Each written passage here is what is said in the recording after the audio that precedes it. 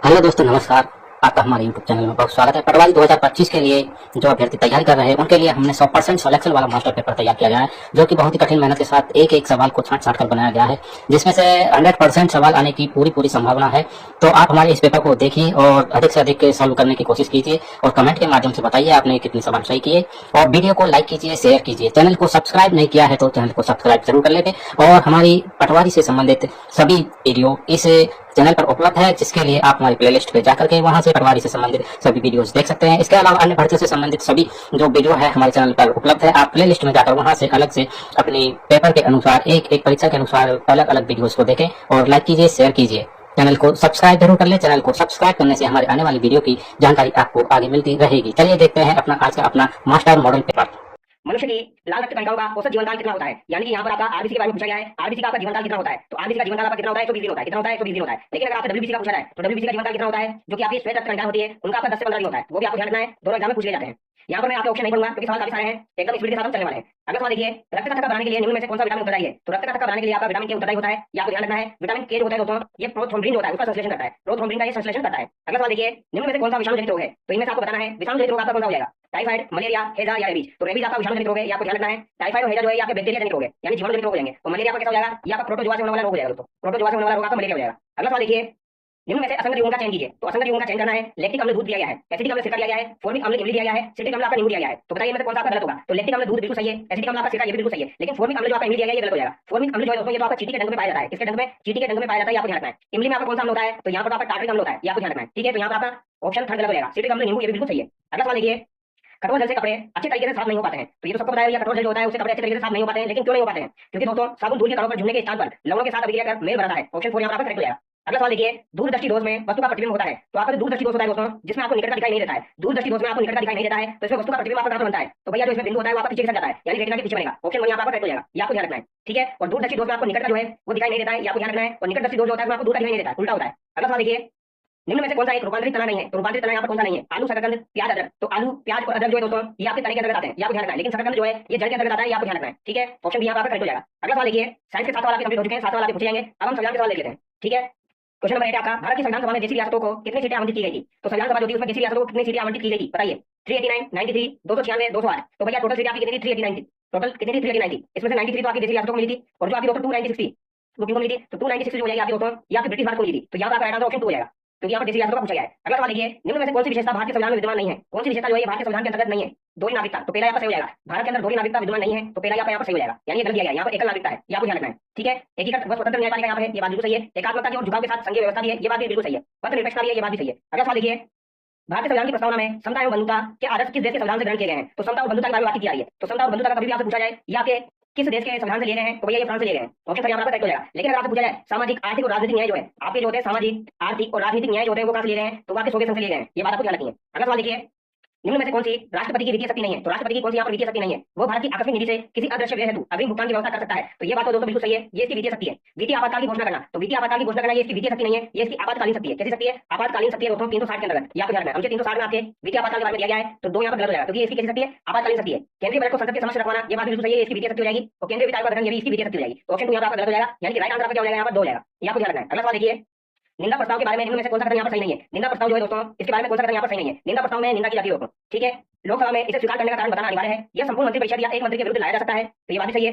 इसके पारित होने पर मंत्रिपरिषद को त्यागपत्र देना आवश्यक है, तो ये बात गलत हो जाएगी, क्योंकि त्यागपत्र देना आवश्यक नहीं है। निंदा प्रस्ताव ओनली निंदा करने के लिए लाया जाता है, इसमें त्यागपत्र देने की आवश्यकता नहीं होती है। अगर ये पारित भी हो जाए तो भी त्यागपत्र देने की आवश्यकता नहीं होती है। तो यहाँ पर थोड़ा जो है वो गलत हो जाएगा, ये आपको ध्यान रखना है। अगला सवाल देखिए, निम्न में से कौन सा संसदीय शासन व्यवस्था का दोष है? तो संसदीय शासन व्यवस्था जो होती है उसका दोष कौन सा हो जाएगा? व्यापक प्रतिनिधित्व, उत्तरदायी सरकार, विधायिका एवं कार्यपालिका में सामंजस्य या शक्ति पृथक्करण के विरुद्ध। तो ऑप्शन 4 यहाँ पर करेक्ट हो जाएगा। अगला सवाल देखिए, संसद को राज्य सूची के विषय पर विधि बनाने के लिए अधिकृत कौन कर सकता है? तो राज्य सूची पर विधि बनाने के लिए संसद को अधिकृत कौन कर सकता है दोस्तों? तो राज्यसभा कर सकती है, अनुच्छेद 249 के तहत। ये आपको ध्यान रखना है, अनुच्छेद 249 के तहत राज्यसभा जो है दोस्तों वो राज्य सूची का कोई विषय है उसको बनाने के लिए विधि अधिकृत कर सकती है, ये बात आपको ध्यान रखनी है, इंपॉर्टेंट सवाल है। अब यहाँ पर 7 सवाल आपके पॉलिटिकल कंप्लीट हो चुके हैं। अब इंडियन हिस्ट्री के हम 7 सवाल देख लेते हैं। खुदाई खिदमतगार संगठन की स्थापना किसने की थी? तो खुदाई खिदमतगार संगठन वेरी इंपॉर्टेंट, खुदाई खिदमतगार संगठन की स्थापना किसके द्वारा की गई थी? तो खान अब्दुल गफ्फार खान के तहत की गई थी, आपको ध्यान रखना है। यानी किसने की थी? ये गफ्फार खान ने की थी। और इन्हें किसके नाम से जाना जाता है? तो इन्हें सीमांत गांधी के नाम से जाना जाता है। सीमांत गांधी के नाम से आपके खान अब्दुल गफ्फार खान को जाना जाता है। ऑप्शन 4 यहाँ पर करेक्ट हो जाएगा। तो खुदाई खिदमतगार संगठन की स्थापना किसने की? अगर आपसे पूछा जाए तो क्या करोगे? खान अब्दुल गफ्फार खान, सीमांत गांधी के नाम से जाना जाता है, ये बात आपको ध्यान रखनी है। ठीक है, और अगर आपसे पूछा जाए दोस्तों लाल कुर्ती संगठन किसे कहा जाता है? तो लाल कुर्ती संगठन जो है वो भी इसे कहा जाता है, लाल कुर्ती संगठन। लाल कुर्ती जो होती है वो संगठन किसे कहा जाएगा? खुदाई खिदमतगार संगठन को ही कहा जाएगा। अगला सवाल देखिए, निम्न में से किसने महात्मा गांधी के नमक सत्याग्रह की तुलना नेपोलियन की एल्बा से पेरिस यात्रा से की है? तो नेपोलियन की एल्बा से पेरिस यात्रा से नमक सत्याग्रह की तुलना किसने की है दोस्तों? तो ये सुभाष चंद्र बोस के द्वारा की गई थी, ये बात आपको ध्यान रखनी है। नेपोलियन की एल्बा से पेरिस यात्रा से तुलना की गई थी नमक सत्याग्रह की, ये बात आपको ध्यान रखनी है। गांधी जी ने दोस्तों 6 अप्रैल 1930 को 6 अप्रैल 1930 को गुजरात के दांडी नामक स्थान पर कानून भंग कर नमक सत्याग्रह की शुरुआत की थी। तो कब की थी? 6 अप्रैल 1930 को गुजरात से की थी, ये बात आपको ध्यान रखनी है, दांडी गुजरात गुजरात से। अगला सवाल देखिए, भारत में विधवा पुनर्विवाह अधिनियम किस गवर्नर जनरल के समय पारित किया गया? तो विधवा पुनर्विवाह अधिनियम जो है दोस्तों ये आपका लॉर्ड कैनिंग के समय पारित किया गया था, ये बात आपको ध्यान रखनी है। इंपोर्टेंट सवाल है, काफी बार एग्जाम में पूछा जाता है। लेकिन अगर आपसे पूछा जाए दोस्तों इरविन के समय आपका कौन सा कानून पारित किया गया था? तो इस समय आपका सारदा एक्ट का नाम सुना होगा आपने। सारदा एक्ट 1930 जो था वो इरविन के समय पारित किया गया था। और नोटबुक के समय कौन सा एक्ट आपको पारित किया गया था? तो इस समय आपका नेटिव मैरिज एक्ट पारित किया गया था। नेटिव मैरिज एक्ट जो था 1872 वो आपका पारित किया गया था नोटबुक के समय। और लॉर्ड कैनिंग के समय कौन सा हो जाएगा आपका? विधवा पुनर्विवाह अधिनियम। और लेस डाउन के समय आपका एज ऑफ कंसेंट एक्ट हो जाएगा, तो ये आपको ध्यान रखना है। अगला सवाल देखिए, स्वयं को खलीफा घोषित करने वाला दिल्ली का प्रथम सुल्तान कौन था? तो स्वयं को खलीफा घोषित कर दिया था वहां का दिल्ली का प्रथम सुल्तान कौन था? तो यहाँ पर मुबारक खिलजी हो जाएगा। कौन हो जाएगा? मुबारक खिलजी। अगला सवाल देखिए, सिख गुरु अर्जुन देव को फांसी देने वाला मुगल बादशाह कौन था? तो सिख गुरु जो थे अर्जुन देव, इनको फांसी देने वाला आपका मुगल बादशाह कौन था? तो ये कौन हो जाएगा दोस्तों आपका? तो यहाँ पर हो जाएगा जहांगीर। ये आपको ध्यान रखना है, क्योंकि ये बात कब की हो जाएगी आपकी? 1606 की हो जाएगी। 1606 के समय दोस्तों जहांगीर का पुत्र था जिसका नाम था खुसरो। खुसरो को जो है सहायता प्रदान की थी आपके सिख गुरु अर्जुन देव ने। तो अर्जुन देव ने खुसरो को सहायता प्रदान की, इससे नाराज होकर जहांगीर ने दोस्तों उनको फांसी देने का ऐलान किया था, ये बात आपको ध्यान रखनी है। अगला सवाल देखिए, अशोक के किस अभिलेख से मौर्यकालीन कराधान पद्धति की जानकारी मिलती है? तो मौर्यकालीन कराधान पद्धति की जानकारी आपके कौन से अभिलेख से मिलेगी? ये बात ध्यान रखनी है आपको, ये सुमन-देही अभिलेख से मिलती है। कहां से मिलती है? सुमन-देही अभिलेख से मिलती है, ये बात आपको ध्यान रखनी है, इंपोर्टेंट सवाल है। अगला सवाल देखिए, महावीर स्वामी के प्रथम अनुयायी कौन थे? तो महावीर स्वामी के प्रथम अनुयायी आपके कौन हो जाएंगे? जामाली हो जाएंगे। कौन हो जाएंगे दोस्तों? जामाली हो जाएंगे। अगला सवाल देखिए, निम्न में से कौन सा भारत के प्रमुख लोह अयस्क क्षेत्र नहीं है? तो यहाँ पर कौन सा भारत का आपका प्रमुख लोह अयस्क क्षेत्र नहीं है? ये भी आपका इंपोर्टेंट सवाल है जो कि आपको ध्यान रखना है। देखो, गुरु मई सानी जो है यहाँ पर कहां पर स्थित है? तो यहाँ पर उड़ीसा में स्थित है। कहां पर स्थित है? यहाँ पर उड़ीसा में स्थित है गुरु मई सानी, ठीक है। नोवा मुंडी कहां पर स्थित है? तो नोवा मुंडी आपका झारखंड में स्थित है। नोवा मुंडी आपका झारखंड में हो जाएगा। बेलारी आपका कहां हो जाएगा? कर्नाटक में हो जाएगा। तो इंडिविजुअली आपसे पूछा जा सकता है, ये तीनों जो है दोस्तों गुरु मई सानी, नोवा मुंडी और बेलारी यहाँ के लोह अयस्क क्षेत्र है। लेकिन आपका मलाजखंड जो है दोस्तों यहाँ पर लोह अयस्क क्षेत्र नहीं है। मलाजखंड जो है यहाँ पर मध्य प्रदेश में स्थित है। कहां पर स्थित है? एमपी में स्थित है। और यहाँ पर कालाखंड क्षेत्र हो जाएगा, ये बात आपको ध्यान रखनी है। तो यहाँ पर राइट आंसर आपका क्या जाएगा? ऑप्शन 2 जाएगा। तो कभी भी आपसे पूछा जाए नोवा मुंडी कहां पर स्थित है? तो झारखंड में स्थित है। बेलारी कहां हो जाएगा? कर्नाटक में हो जाएगा। गुरु मई सानी कहां हो जाएगा? उड़ीसा में हो जाएगा, ये बात आपको ध्यान रखनी है। अगला सवाल देखिए, आधुनिक भारत की पहली सफल सूती वस्त्र मिल कहां स्थापित की गई? तो आधुनिक भारत जो था उसकी पहली सफल सूती वस्त्र मिल आपकी कहां पर स्थापित की गई थी? तो भैया ये मुंबई में स्थापित की गई थी। कहां पर स्थापित की गई थी? मुंबई में स्थापित की गई थी, ठीक है। अगला सवाल देखिए, निम्नलिखित युग्मों में से असंगत युग्म का चयन कीजिए। तो असंगत युग्म का आपको चयन करना है, इंडियन ज्योग्राफी का सवाल है। विष्णु दोआब, व्यास सतलज, रचना दोआब, चेनाब झेलम, बारी दोआब, व्यास रावी, सिंधु सागर दोआब, झेलम चेनाब सिंधु। तो यहाँ पर असंगत युग्म आपको बताना है, इंपोर्टेंट सवाल है। विष्णु दोआब, व्यास सतलज बिल्कुल सही दिया गया है। रचना दोआब में दोस्तों यहाँ पर चेनाब झेलम गलत दिया गया है। रचना दोआब जो होगा दोस्तों उसमें आपका क्या हो जाएगा? उसमें आपकी रावी और चेनाब हो जाएगी। कौन कौन हो जाएगी? रावी और चेनाब हो जाएगी, ये आपको ध्यान रखना है। रावी और चेनाब हो जाएगी, इंपोर्टेंट है। रचना नाम से पता लगा रावी हो जाएगी, जैसे आपका क्या हो जाएगा? चेनाब हो जाएगा, ठीक है। तो यहाँ पर गलत हो जाएगा। और बारी दोआब में आपका व्यास और रावी हो जाएगा। सिंधु सागर दोआब में आपका झेलम चेनाब और सिंधु हो जाएगा, ये आपको ध्यान रखना है। अगला सवाल देखिए, अलकनंदा और भागीरथी नदियों का संगम किस स्थान पर होता है? तो अलकनंदा और भागीरथी नदियां जो मिलती है या फिर कहां पर मिलती है? तो ये देवप्रयाग में मिलती है। कहां पर मिलेगी? देवप्रयाग में मिलेगी। अलकनंदा नदी होती है दोस्तों ये सब जगह आपकी कॉमन होती है। अलकनंदा सब जगह आपकी कॉमन होती है। देवप्रयाग की बात की जाए तो इसमें भागीरथी नदी मिलती है। कर्णप्रयाग की अगर बात की जाए तो कर्णप्रयाग में कौन सी नदी आपकी मिलती है दोस्तों? तो कर्णप्रयाग में आपकी पिंडारी नदी मिलती है। कौन सी मिलेगी दोस्तों? पिंडार नदी मिलती है, ये आपको ध्यान रखना है। और रुद्रप्रयाग की बात की जाए तो यहाँ पर आपकी मंदाकिनी नदी मिलती है। अलकनंदा सब में कॉमन हो जाएगी। तो अलकनंदा प्लस भागीरथी, अलकनंदा प्लस पिंडार कर्णप्रयाग हो जाएगा। अलकनंदा प्लस मंदाकिनी आपका रुद्रप्रयाग हो जाएगा। और अलकनंदा प्लस आपकी धौली गंगा जो है ये आपकी विष्णुप्रयाग हो जाएगा, ये बात आपको ध्यान रखनी है, ठीक है। अगला सवाल देखिए, निम्न में से अम्ल वर्षा के लिए उत्तरदायी है। तो अम्ल वर्षा के लिए कौन सा उत्तरदायी है आपका? सल्फर डाइऑक्साइड या नाइट्रोजन के ऑक्साइड? तो 1 और 2 दोनों उत्तरदायी है, ये बात आपको ध्यान रखनी है। सल्फर के ऑक्साइड हो चाहे नाइट्रोजन के ऑक्साइड हो, अम्ल वर्षा के लिए उत्तरदायी है। अगला सवाल देखिए, निम्न में से कौन सा है ग्लोबल वार्मिंग का प्रभाव नहीं है? तो ग्लोबल वार्मिंग का प्रभाव यहाँ पर कौन सा नहीं है? समुद्र के जल स्तर में वृद्धि, प्रवाल विरंजन, ओजोन क्षरण, वर्षा के प्रारूप में परिवर्तन। तो यहाँ पर आपको बताना है दोस्तों ग्लोबल वार्मिंग का प्रभाव यहाँ पर कौन सा नहीं है? तो ये ओजोन क्षरण नहीं है। समुद्र के जल स्तर में वृद्धि हो जाती है, प्रवाल विरंजन हो जाता है, वर्षा के प्रारूप में परिवर्तन हो जाता है, लेकिन ओजोन क्षरण जो है ग्लोबल वार्मिंग का प्रभाव नहीं है, ये बात आपको ध्यान रखनी है। अगला सवाल देखिए, अरुणाचल प्रदेश को म्यांमार से जोड़ने वाला दर्रा है। तो अरुणाचल प्रदेश जो है दोस्तों इसको म्यांमार से जोड़ने वाला दर्रा आपका कौन सा हो जाएगा? तो यहाँ पर दीपू दर्रा हो जाएगा। कौन सा हो जाएगा? दीपू दर्रा जो है ये आपका अरुणाचल प्रदेश जो है दोस्तों, अरुणाचल प्रदेश जो है इसको म्यांमार से जोड़ता है, ये बात आपको ध्यान रखनी है। दीपू दर्रा आपका अरुणाचल प्रदेश हो जाएगा। तुझो आपका मणिपुर में हो जाएगा। बोम जिला जो है दोस्तों ये भी आपका अरुणाचल प्रदेश हो जाएगा। लेकिन बड़ा लाचारा जो है कहां पे आपका? तो भैया हिमाचल प्रदेश में रोहित के पास 12 सीप है। तो हिमाचल प्रदेश में रोहित के पास 12 सीप है। रोहित के पास कितनी सीप है? 12 सीप है। तो 12 से आपको ध्यान रखना, बड़ा लाचारा कहां हो जाएगा? आपका हिमाचल प्रदेश हो जाएगा। और रोहतांग दर्रा भी आपका हिमाचल प्रदेश हो जाएगा, ठीक है। और 12 सीप है तो सीप से आपका सीप किला दर्रा भी आपका हिमाचल प्रदेश हो जाएगा। अगला सवाल देखिए, इसरो के स्पेसएक्स मिशन के संबंध में निम्न में से कौन सा कदम आपका सत्य है? तो स्पेसएक्स मिशन जो था उसके संबंध में कौन सा कदम सत्य है? भारत अंतरिक्ष में उपग्रह डॉक करने वाला चौथा देश बना है। तो ये बात बिल्कुल सही है दोस्तों। भारत अंतरिक्ष में उपग्रह को डॉक करने वाला आपका चौथा देश बना है। मिशन में डॉक किए गए उपग्रहों का नाम चेजर और टारगेट था। तो ये बात भी सही है। अंतरिक्ष में लोबिया के बीजों को अंकुरित कराने में सफलता मिली है। तो लोबिया के जो बीज है उनको अंकुरित कराने में सफलता मिली है। चेजर और टारगेट नाम आपको ध्यान रखना है और चौथा देश बना है डॉक करने वाला। तो तीनों कदम यहाँ पर सही हो जाएंगे। अगला सवाल देखिए, हाल ही में भारत ने ड्रोन रोधी माइक्रो मिसाइल सिस्टम का परीक्षण किया है, जिसका नाम क्या है? तो ड्रोन रोधी जो है माइक्रो मिसाइल सिस्टम का परीक्षण किया है। या करंट अफेयर का बहुत शानदार सवाल है, इसका आंसर हो जाएगा आपका भागवास्त्र। कौन क्या हो जाएगा दोस्तों? भागवास्त्र, ये आपको ध्यान रखना है, ठीक है। ड्रोन रोधी माइक्रो मिसाइल सिस्टम का परीक्षण किया है जिसका नाम आपका भागवास्त्र हो जाएगा। अगला सवाल देखिए, भारत वन स्थिति रिपोर्ट 2023 के अनुसार भारत का वन व वृक्षावरण देश के कुल भौगोलिक क्षेत्र का कितना प्रतिशत है? तो वन प्लस वृक्षावरण यानी दोनों मिलाकर आपको बताना है भारत का कितना प्रतिशत है। तो वन और वृक्षावरण कितना हो जाएगा? 25.17% हो जाएगा। ये बात आपको ध्यान रखनी होगी, कितना हो जाएगा? 25.17% हो जाएगा। ये सवाल आपका एग्जाम में पूछा जा सकता है। लेकिन अगर आपसे पूछा जाए भैया आपको केवल वनावरण बताओ, तो केवल वनावरण कितना हो जाएगा आपका? तो 21.76 आपका वनावरण हो जाएगा। और केवल वृक्षावरण अगर आपसे पूछा जाए तो 3.41% आपका वृक्षावरण हो जाएगा। ये बात ध्यान रखनी है। तो 21.76 आपका वनावरण है, 3.41 आपका वृक्षावरण है, दोनों को मिला दिया जाए तो 25.17 आपका वन प्लस वृक्षावरण हो जाएगा। अगला सवाल देखिए, प्रधानमंत्री नरेंद्र मोदी ने 13 जनवरी 2025 को जम्मू कश्मीर के किस जिले में स्थित जेड सोनमर्ग टनल का उदाहरण किया है? तो जेड सोनमर्ग टनल का उदाहरण कहां पर किया है? ये जेड जैसी दिखती है आपकी, तो जेड सोनमर्ग टनल का उदाहरण जो है ये आपका गांधरबल से किया है दोस्तों। इसे हम बोलते हैं दोस्तों गोरबंदर, ऐसे कुछ करके नाम है इसका, तो आपको ध्यान रखना है गांधरबल से इसका उदाहरण किया है, ये आपको ध्यान रखना है। अगला सवाल देखिए, प्रवासी भारतीय सम्मान पुरस्कार 2025 के संबंध में निम्नलिखित तथ्यों पर विचार कीजिए। तो प्रवासी भारतीय सम्मान पुरस्कार 2025 होगा दोस्तों, इसका आयोजन 10 जनवरी को हुआ था भुवनेश्वर में, तो यहाँ पर 27 लोगों को ये पुरस्कार दिया गया था, ये बात बिल्कुल सही है। त्रिनिदाद टोबैगो की राष्ट्रपति क्रिस्टलीन कार्ला कंगारू सार्वजनिक कैटेगरी को ये पुरस्कार दिया गया था, ये बात बिल्कुल सही है आपकी, तो दोनों यहाँ पर सही हो जाएंगे आपके। ठीक है, ये पॉइंट आपको ध्यान रखना है। त्रिनिदाद टोबैगो की राष्ट्रपति क्रिस्टलीन कार्ला कंगारू, ये पूछा जा सकता है। अगला सवाल देखिए, बजट 2025-26 की घोषणा के अनुसार मुख्यमंत्री अमृत आहार योजना के अंतर्गत किस आयु वर्ग के बच्चों को सप्ताह में 5 वर्ष 5 दिन दूध उपलब्ध कराया जाएगा? तो 5 दिन सप्ताह में दूध उपलब्ध कराया जाएगा किन आयु वर्ग के बच्चों को? तो 3 से 6 वर्ष के जो बच्चे हैं उनको सप्ताह में 5 दिन दोस्तों 10 ml दूध उपलब्ध कराया जाएगा, ये बात आपको ध्यान रखनी है। सॉरी, आपको कितना 100 ml दूध उपलब्ध कराया जाएगा, ठीक है, यानी 10 ग्राम पाउडर से जो दूध बनेगा वो हो जाएगा आपका 100 ml, तो ये आपको प्रोवाइड किया जाएगा, तो ये बात आपको ध्यान रखनी है, ठीक है। तो 10 ग्राम मिल्क पाउडर जो है उसे 100 ml दूध प्रदान किया जाएगा 3 से 6 वर्ष के बच्चों को। अगला सवाल देखिए, मुख्यमंत्री बाल संबल योजना के संदर्भ में कुछ कथन दिए गए हैं, उन पर विचार करना है। इस योजना में दुर्लभ बीमारी से पीड़ित 18 वर्ष तक के बच्चों को 25 लाख तक का उपचार उपलब्ध कराया जाएगा, तो ये कथन आपको गलत हो जाएगा, क्योंकि यहाँ पर 50 लाख होगा दोस्तों, 25 लाख की जगह आपको 50 लाख तक का उपचार निःशुल्क उपलब्ध कराया जाएगा दुर्लभ बीमारी से पीड़ित 18 वर्ष तक के बच्चों को। इसके देखभाल के लिए 10,000 रुपए प्रतिमाह की आर्थिक सहायता उपलब्ध कराई जाएगी, तो 10,000 नहीं कराई जाएगी, 5,000 उपलब्ध कराई जाएगी, तो दोनों कथन यहाँ पर आपके गलत हो जाएंगे, कोई सा भी यहाँ पर आपका सत्य नहीं है, ठीक है। तो 50 लाख आपको ध्यान रखना है, 5,000 आपको ध्यान रखना है, मुख्यमंत्री बाल संबल योजना। अगला सवाल देखिए, प्रधानमंत्री मातृ वंदना योजना जो है इसके अंतर्गत राजस्थान सरकार को कितनी राशि प्रदान की जाती है? तो राजस्थान सरकार द्वारा कितनी राशि प्रदान की जाती है? तो भैया नॉर्मली अगर बात की जाए तो 6,500 रुपए प्रदान किए जाते हैं आपके राजस्थान सरकार द्वारा प्रधानमंत्री मातृ वंदना योजना के अंतर्गत। लेकिन अगर आपसे पूछा जाए दिव्यांग महिला को कितने दिए जाएंगे, तो दिव्यांग महिला को 10,000 रुपए दिए जाते हैं। अब यहाँ पर कहीं पर भी दिव्यांग नहीं बोला गया है, तो राइट आंसर 6,500 हो जाएगा, ये बात आपको ध्यान रखनी है। तो 6,500 और 10,000 दोनों आपको ध्यान रखना है। प्रधानमंत्री मातृ वंदना योजना 6,500 दिए जाएंगे नॉर्मली, लेकिन दिव्यांग पूछा जाए तो 10,000 दिए जाएंगे। अगला सवाल देखिए, rising Rajasthan global investment summit के संदर्भ में निम्न में से कौन सा कदम यहाँ पर सत्य नहीं है? तो rising Rajasthan global investment summit आपका 9 से 11 दिसंबर 2024 को सीतापुर जयपुर में किया गया था, बिल्कुल सही बात है। इस समिट की टैगलाइन थी ट्रिपल आर थी, यानी रिलेट, रेस्पॉन्सिबल और रेडी, ये बात भी सही है, रिलेट, रेस्पॉन्सिबल और रेडी, ये बात भी बिल्कुल सही है। इस समिट का नोडल विभाग निवेश संवर्धन ब्यूरो यानी वीआईपी हो जाएगा, वेरी इंपॉर्टेंट है, ध्यान रखना है, निवेश संवर्धन ब्यूरो। राइजिंग राजस्थान का अगला आयोजन वर्ष 2027 में किया जाएगा, तो 2027 में नहीं किया जाएगा, 2026 में किया जाएगा, ये बात आपको ध्यान रखनी है, ठीक है, पूरा आपका गलत हो जाएगा। अगला सवाल देखिए, राजस्थान सरकार द्वारा 15 दिसंबर 2024 को निम्न में से किन विकास प्राधिकरणों के गठन की अधिसूचना जारी की गई? तो भैया 15 दिसंबर को दो जो विकास प्राधिकरण है उनके गठन की सूचना जारी की गई है, तो ये कौन कौन से हो जाएंगे आपके? तो ये भरतपुर और बीकानेर हो जाएंगे, कौन से हो जाएंगे? भरतपुर और बीकानेर हो जाएंगे, और ये सवाल आपका एग्जाम में ऑलरेडी पूछा जा चुका है, तो ध्यान रखना है, ठीक है। अगला सवाल देखिए, किसको पराजित कर पटियालों ने भीनमाल के राज्य पर अधिकार प्राप्त किया? तो किनको पराजित करके भीनमाल के राज्य पर अधिकार प्राप्त किया था? पटियालों ने, तो ये चावड़ा को पराजित किया था दोस्तों, चावड़ा को पराजित करके पटियालों ने भीनमाल में अधिकार किया था, ये बात आपको ध्यान रखनी है। अगला सवाल देखिए, महोबा विजय के बाद पृथ्वीराज तृतीय ने वहां का प्रशासक किसे नियुक्त किया था? तो पृथ्वीराज तृतीय ने वहां का प्रशासक किसे नियुक्त किया था? तो दोस्तों आपको ध्यान रखना है, महोबा का युद्ध कब हुआ था? 1182 में हुआ था, और इसे तुमुल का युद्ध भी कहा जाता है। ये युद्ध आपका किसके मध्य हुआ था? तो पृथ्वीराज तृतीय और परमादेव के मध्य हुआ था, और यहाँ पर परमादेव के दो सैनिक आला उदल यहाँ पर मारे गए थे, और यहाँ पर पृथ्वीराज तृतीय ने कछुआ शासक का पंजुल राय, इसको यहाँ पर दोस्तों प्रशासक नियुक्त किया था, ये बात आपको ध्यान रखनी है। अगला सवाल देखिए, दत्तानी के युद्ध के समय सिरोही का शासक कौन था? तो दत्तानी का जो युद्ध हुआ था उस समय सिरोही का शासक कौन था? तो यहाँ पर महाराव सुल्तान था, ऑप्शन था यहाँ पर करेक्ट हो जाएगा, कौन हो जाएगा? महाराव सुल्तान। और दत्तानी का युद्ध कब हुआ था? अगर आपसे पूछा जाए तो ये 17 अक्टूबर 1583 को हुआ था, ये बात आपको ध्यान रखनी है, 17 अक्टूबर 1583 को दत्तानी का युद्ध जो है महाराव सुल्तान और अकबर के मध्य हुआ था। अगला सवाल देखिए, राजस्थान के राज्यपाल के संबंध में निम्नलिखित में से कौन सा कथन आपका सही नहीं है? तो राज्यपाल के संबंध में कौन सा कथन यहाँ पर आपका सही नहीं है? तो पहला कथन देखिए, राज्य पुनर्गठन आयोग की अनुशंसा के आधार पर राजप्रमुख को पद समाप्त कर दिया गया, तो ये कथन आपका दोस्तों बिल्कुल सही है। राज्य पुनर्गठन आयोग की अनुशंसा के आधार पर राजप्रमुख का जो पद है वो समाप्त कर दिया गया, तो यहाँ पर पूछा गया कौन सा सही नहीं है? तो दूसरा कथन देखिए, 7वां संविधान संशोधन से राजभवन के पद को समाप्त किया गया, ये कथन आपका सही है। गुरुमुख निहाल सिंह को 1 नवंबर 1956 को राजस्थान का पहला राज्यपाल नियुक्त किया गया, तो ये कथन आपका गलत हो जाएगा, क्योंकि इनको दोस्तों 25 अक्टूबर 1956 को इनको नियुक्त कर दिया गया था, ये बात आपको ध्यान रखनी है, तो ये कथन आपका गलत हो जाएगा। हरिबाबू किशोरराव बांगड़े ने 31 जुलाई 2023 को राजस्थान के राज्यपाल का पदभार संभाला, तो ये बात आपकी सही है, ठीक है। अगला सवाल देखिए, कौन सी विधानसभा भंग होने के कारण राजस्थान में प्रथम मध्यावधि चुनाव हुए थे? तो प्रथम मध्यावधि चुनाव जो हुए थे दोस्तों वो कौन सी विधानसभा भंग होने के कारण हुए थे? तो छठी विधानसभा भंग होने के कारण हुए थे, ये बात आपको ध्यान रखनी है। और छठी विधानसभा में ही सदस्य संख्या जो थी विधानसभा की 184 से बढ़ाकर आपकी 200 की गई थी, तो ये बात आपको ध्यान रखनी है। अगला सवाल देखिए, राज्य मंत्रिमंडल में सदस्यों की अधिकतम अनुमत संख्या है, तो राज्य मंत्रिमंडल जो होती है उसमें सदस्यों की अधिकतम अनुमत संख्या कितनी हो जाएगी आपकी? तो ये राज्य विधानसभा की आपकी कितनी हो जाएगी? 15% हो जाएगी, राज्य विधानसभा की कितनी हो जाएगी? 15% हो जाएगी। अगला सवाल देखिए, राजस्थान के मुख्य न्यायाधीश और अन्य न्यायाधीशों की नियुक्ति के द्वारा की जाती है, तो दोस्तों राजस्थान का मुख्य न्यायाधीश होता है और अन्य न्यायाधीश होते हैं, इनकी नियुक्ति किसके द्वारा की जाती है? तो नियुक्ति तो राष्ट्रपति के द्वारा की जाती है, ये बात आपको ध्यान रखनी है। लेकिन भारत के मुख्य न्यायाधीश और राज्य के राज्यपाल के साथ परामर्श करने के बाद तो ऑप्शन 1 यहाँ पर आपका करेक्ट हो जाएगा, ये बात आपको ध्यान रखनी है। अगला सवाल देखिए, राजस्थान लोक सेवा आयोग के बारे में कुछ कथन दिए गए हैं, उन पर आपको विचार करना है। तो राजस्थान लोक सेवा आयोग के बारे में 3 कथन दिए गए हैं, बताइए यहाँ पर कौन सा आपका सही होगा? पहला कथन देखिए, राजस्थान लोक सेवा आयोग अध्यादेश 20 अगस्त 1949 को प्रभाव में आया, तो ये बात आपकी बिल्कुल सही है, 20 अगस्त 1949 को प्रभाव में आया। राजस्थान लोक सेवा आयोग की स्थापना 22 दिसंबर 1949 को हुई थी, तो ये बात भी बिल्कुल सही है। जयपुर, जोधपुर और आपका जो बीकानेर है, यानी 3 राज्य आपके ऐसे थे, 3 जिले आपके ऐसे थे जहां पर आरटीसी यानी लोक सेवा आयोग पहले से कार्य कर रहा था, तो 16 अगस्त 1949 को इनको समाप्त कर दिया गया, तो 16 अगस्त 1949 को इनको समाप्त कर दिया गया था, क्योंकि पहले से लोक सेवा आयोग के रूप में कार्य कर रहे थे। तो तीनों कथन यहाँ आपके सही हो जाएंगे, ठीक है। तो अगर आपसे पूछा जाए स्वतंत्रता पूर्व कितने जिलों में आपके लोक सेवा आयोग कार्य कर रहे थे? तो जयपुर, जोधपुर और बीकानेर यानी 3 जिलों में आपके कार्य कर रहे थे, ये बात आपको ध्यान रखनी है। अगला सवाल देखिए, जिला दंडाधिकारी के रूप में जिला कलेक्टर की शक्तियां क्या क्या है? तो जिला दंडाधिकारी के रूप में जिला कलेक्टर की शक्तियां कौन कौन सी हो जाएगी आपकी?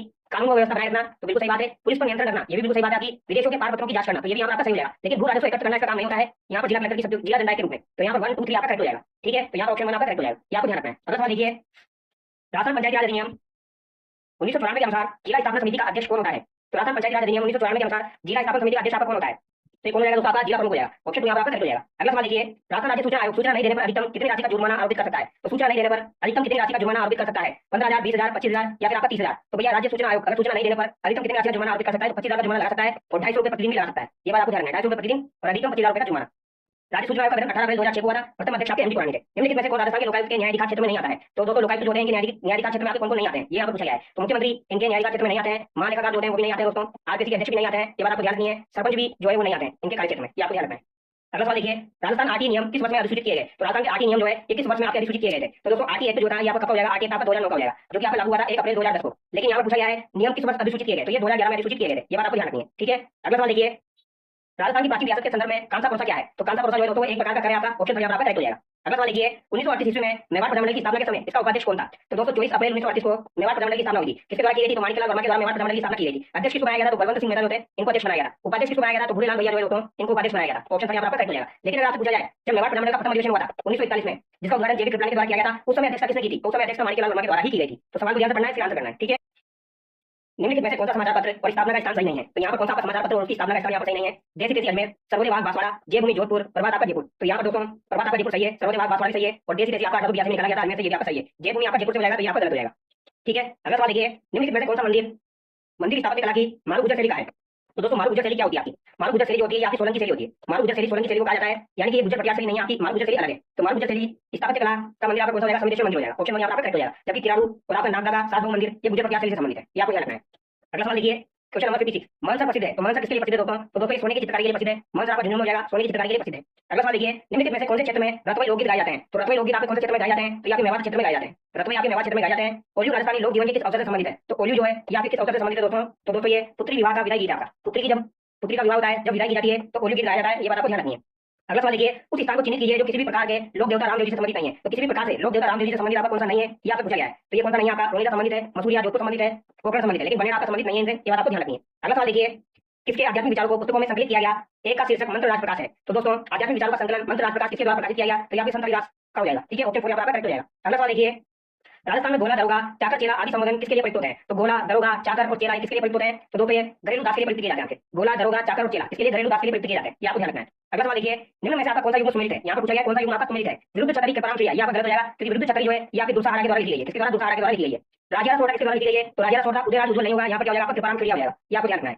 बोल भाई सत्यप्रकाश जोशी बिल्कुल सही दिया गया है। केसर विलास यादवेंद्र शर्मा नहीं होगा, यहाँ पर शिवचंद्र भट्टिया हो जाएगा, क्या हो जाएगा? शिवचंद्र भट्टिया हो जाएगा, ये बात आपको ध्यान रखनी है। अगला सवाल देखिए, रूमा देवी के बारे में निम्न में से कौन सा कथन सही नहीं है? तो रूमा देवी के बारे में कौन सा कथन यहाँ पर सही नहीं है? वे जसरापुर खेतड़ी गांव में पली बड़ी। तो दोस्तों रूमा देवी का जन्म जो है बाड़मेर में हुआ था, ठीक है, लेकिन इनका पालन पोषण जो हुआ वो कहाँ पर हुआ था? जसरापुर खेतड़ी में हुआ था। उन्हें भारत के राष्ट्रपति द्वारा 2018 में नारी शक्ति पुरस्कार से सम्मानित किया गया। तो दोस्तों 2019 में नारी शक्ति पुरस्कार से सम्मानित किया गया था, तो ये कथन आपका गलत हो जाएगा। उन्हें हस्तशिल्प के क्षेत्र में जाना जाता है, उन्होंने 1000 महिलाओं को रोजगार देने के लिए बढ़ावा अहम भागीदारी निभाई है, तो ये बात आपको ध्यान रखनी है। अगला सवाल देखिए, निम्नलिखित में से कौन सा युग आपका सम्मिलित नहीं है? तो कौन सा यहाँ पर सम्मिलित नहीं है? विजय सिंह पति टोडगढ़ जेल, अर्जुन लाल सेठी आपका बेलूर जेल, केसरी सिंह भारत हजारीबाग जेल और जोरावर सिंह भारत आपका बरेली जेल हो जाएगा। तो यहाँ पर दोस्तों जोरावर सिंह भारत बरेली जेल जो दिया गया गलत हो जाएगा। बरेली जेल का संबंध आपका प्रताप सिंह भारत हो जाएगा, किस हो जाएगा? प्रताप सिंह भारत हो जाएगा, ठीक है। जोरावर सिंह भारत जो है दोस्तों आजीवन कभी पकड़े नहीं गए, अमरदास बैरागी का छद्म नाम इन्होंने धारण किया था, लेकिन ये आजीवन कभी पकड़े नहीं गए, ऑप्शन 4 यहाँ पर करेक्ट हो जाएगा। विजय सिंह पति का संबंध टोडगढ़ जेल से बिल्कुल सही है, अर्जुन लाल सेठी का संबंध बेलूर जेल से ये भी सही है, और हजारीबाग जेल से केसरी सिंह भारत का संबंध है, ये भी आपका बिल्कुल सही है, ये आपको ध्यान रखना है। अगला सवाल देखिए, कोमल कोठारी यहाँ पर दिया गया है, तो कोमल कोठारी का संबंध किससे हो जाएगा दोस्तों? लोक संस्कृति से हो जाएगा। शैतान सिंह का संबंध आपका बहादुरी पराक्रम से हो जाएगा, ये बात आपको ध्यान रखनी है। जगदीश सिंह का संबंध गायन से हो जाएगा, और पंडित जावल शर्मा का संबंध आपका पत्रकारिता से हो जाएगा। अगला सवाल देखिए, यहाँ पर दोस्तों सम्मिलित करना है, मेवाड़ जो है हल्दीघाटी और मैनाल संबंधित है, हाड़ौती का संबंध जो है वो रामेश्वर महादेव और सीताबाई से हो जाएगा, सीताबाई आपकी 12 में स्थित है। महावाड़ का संबंध जो है वो किससे हो जाएगा? आपका कोशिया किराड़ मंदिर से हो जाएगा दोस्तों, और ताल छापर और झील माता का संबंध आपका शेखावटी क्षेत्र से हो जाएगा, ये आपको ध्यान रखना है। अगला सवाल देखिए, निम्नलिखित में से कौन सा समूह दक्षिण राजस्थान की पर्वत चोटियों का उनकी ऊंचाई के अनुसार सही अवरोही क्रम है? तो यहाँ पर अवरोही क्रम आपको पूछा गया है, तो वो ट्रिक मैं आपको बता रही हूँ, उस ट्रिक के माध्यम से आप कर सकते हो। गुरु से दिल से जरास, कुंभा रघुनाथ ऋषि का सज्जन मोर, खो में 7 बोली रोज बोलता है, ठीक है। तो सज्जन मोर, खो में 7, तो 7 से आपका साइड हो जाएगा, सज्जन उसके पहले आ जाएगा, तो नागपानी और गोविंदा, ऑप्शन 1 यहाँ पर करेक्ट हो जाएगा, ये आपको ध्यान रखना है। उस ट्रिक को आपको याद करना पड़ेगा दोस्तों। अगला सवाल देखिए, राजस्थान के अरावली पर्वतों के निम्नलिखित चोटियों को उनकी ऊंचाई के आधार पर आरोही क्रम में जमाना है। ऊपर में अवरोही में जमाना है, यहाँ पर आरोही में जमाना है। आरोही का मतलब होता है छोटे से बड़े की ओर। तो सबसे छोटी आपकी कौन सी हो जाएगी? तारागढ़, अचलगढ़, कमलनाथ, रघुनाथगढ़। तो सबसे बड़ी तो आपकी अचलगढ़ हो जाएगी यहाँ पर, फिर उसके बाद आपकी रघुनाथगढ़ आ जाएगी, फिर यहाँ पर कमलनाथ आ जाएगी, फिर आपकी तारागढ़ आ जाएगी, ऑप्शन 2 यहाँ पर करेक्ट हो जाएगा, ये आपको ध्यान रखना है। अब दोस्तों हिंदी के सवाल देख लेते हैं। यहाँ पर हिंदी का पहला सवाल देखिए, निम्नलिखित में से किस शब्द का संधि विच्छेद है? तो कौन से शब्द का यहाँ पर संधि विच्छेद कर दिया गया है? पितृ उपदेश, पितृ प्लस उपदेश, पहला यहाँ पर गलत हो जाएगा, क्योंकि इसे कैसे लिखा जाता है दोस्तों? पितृ प्लस उपदेश से लिखा जाता है, ये बात आपको ध्यान रखनी है। तो पहला पर गलत हो जाएगा।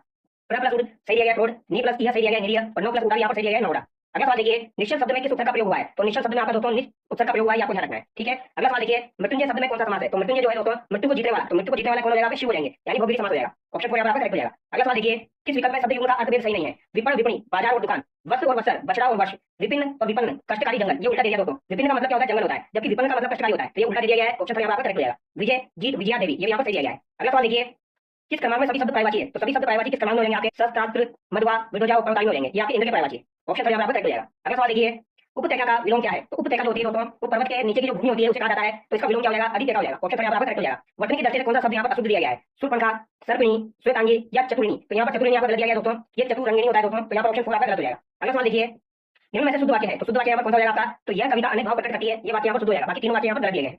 अगला सवाल देखिए, किस विकल्प में वाक्यांश के लिए सही शब्द का प्रयोग नहीं हुआ है? तो सही शब्द का प्रयोग नहीं हुआ है। छोटे बच्चों को सुनाने के लिए गाया जाने वाला गीत लोरी कहलाता है, बिल्कुल सही है। पर्वत के ऊपर की समतल भूमि उपत्यका, ये गलत हो जाएगा। उपत्यका जो है ये पर्वत के नीचे की समतल भूमि होती है आपकी उपत्यका। अधित्यका जो होती है वो ऊपर की होती है, तो 2 यहाँ पर आपका गलत हो गया। गुरु के पास रहकर पढ़ने वाला अंतेवासी, ये सही है। वह व्यक्ति जिसे थोड़ा ज्ञान हो, अल्पज्ञ, ये भी आपका सही है। अगला सवाल देखिए, इनमें से किस विकल्प में अंग्रेजी पारिभाषिक शब्द का समानार्थी हिंदी शब्द नहीं है? तो कौन सा यहाँ पर समानार्थी हिंदी शब्द नहीं है? अनोलेजमेंट यहाँ पर दिया गया है, ये आपका पावती बिल्कुल सही है। ऑडिटिंग, लेखा परीक्षण, ये भी यहाँ पर सही है। और एप्लीकेंट आपका आवेदक, ये भी यहाँ पर सही है। लेकिन आपका एंटीसीडेंट जो दिया गया दुर्घटना, ये यहाँ पर गलत हो जाएगा। ऑप्शन पर यहाँ पर गलत हो जाएगा। अगला सवाल देखिए, निम्न में से गजट के लिए सही पारिभाषिक शब्द कौन सा है? तो गजट के लिए सही पारिभाषिक शब्द आपका कौन सा हो जाएगा? राजपत्र हो जाएगा। अगला सवाल देखिए, नेकी कर दरिया में डाल, लोकोक्ति का उपयुक्त अर्थ है। तो नेकी करके दरिया में डाल दो, यानी कि इसका मतलब क्या हो जाएगा? उपकार करके उपकार की बात को भूल जाना। ऑप्शन 2 यहाँ पर आपका करेक्ट हो जाएगा। ये बात आपको ध्यान रखनी है। अब दोस्तों कंप्यूटर के 15 सवाल आपके पूछे जाएंगे, तो कंप्यूटर के 15 सवाल भी हम देख लेते हैं, ठीक है। तो कंप्यूटर का पहला सवाल लिखिए, कंप्यूटर के कार्य करने की गति को किसमें मापा जाता है? तो कंप्यूटर के कार्य करने की जो गति होती है उसको किसमें मापा जाता है? ये आपसे पूछा गया है, किसमें मापा जाता है? हर्ज, किलोबाइट, नैनो सेकंड या बिट्स? तो इन्हें दोस्तों नैनो सेकंड, माइक्रो सेकंड, इनमें मापा जाता है, ये आपको ध्यान रखना है। कंप्यूटर संगठन में लॉजिक बोर्ड के नाम से किसे जाना जाता है? तो लॉजिक बोर्ड, सिस्टम बोर्ड या मेन बोर्ड के नाम से मदरबोर्ड को जाना जाता है, ये बात आपको ध्यान रखनी है। अगला सवाल लिखिए, कंप्यूटर के कीबोर्ड में नेविगेशन कुंजी कितनी होती है? तो नेविगेशन कुंजी कितनी होती है कंप्यूटर के कीबोर्ड में? तो आपने देखा होगा इस तरीके से 4 होती है दोस्तों, ठीक है। तो 4 एरो होती है, यानी कि 4 नेविगेशन की होती है आपकी। इसके नाम में प्रयुक्त होता है, तो इसके नाम में आपका क्या प्रयोग होता है? तो यहाँ पर दोस्तों फ्लोरोसेंट बल्ब प्रयोग में लिया जाता है, ये बात आपको ध्यान रखनी है। फ्लोरोसेंट जो बल्ब होता है वो आपका प्रयोग में लिया जाता है, ठीक है, स्कैनर के रूप में। ये आपको ध्यान रखना है। निम्नलिखित में से कौन सा प्रोग्राम सिस्टम सॉफ्टवेयर में सम्मिलित होता है? तो सिस्टम सॉफ्टवेयर में कौन सा प्रोग्राम आपका सम्मिलित होता है? Operating system, programming language, device driver. तो उपयुक्त सभी यहाँ पर आपका राइट आंसर हो जाएगा, ये बात आपको ध्यान रखनी है। अगला सवाल देखिए, निम्न में से कौन सा एक यूटिलिटी सॉफ्टवेयर है? तो एक यूटिलिटी सॉफ्टवेयर आपका कौन सा हो जाएगा? तो यहाँ पर डिस्क क्लीनअप हो जाएगा। कौन सा हो जाएगा? यहाँ पर डिस्क क्लीनअप हो जाएगा। अगला सवाल देखिए, FAT फाइल सिस्टम किस ऑपरेटिंग सिस्टम को सपोर्ट करता है? तो FAT फाइल सिस्टम जो है ये माइक्रोसॉफ्ट विंडोज को सपोर्ट करता है दोस्तों, ये आपको ध्यान रखना है। अगला सवाल देखिए, निम्न में से कौन सा एक रोम का प्रकार है? तो रोम का प्रकार आपका PROM, EPROM और EEPROM हो जाएगा, यानी उपयुक्त सभी यहाँ पर आपका राइट आंसर हो जाएगा।